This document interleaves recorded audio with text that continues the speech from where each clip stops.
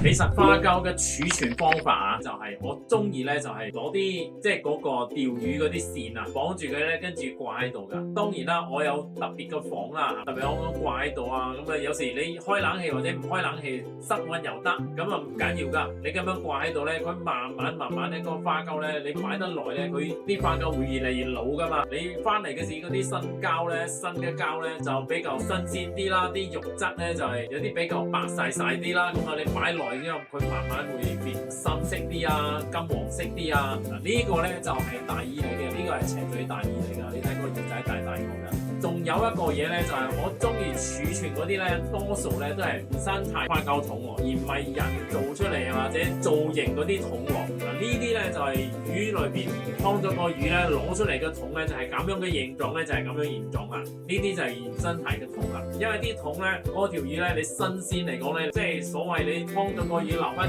道氣啊，佢有啲氣泡啊嘛。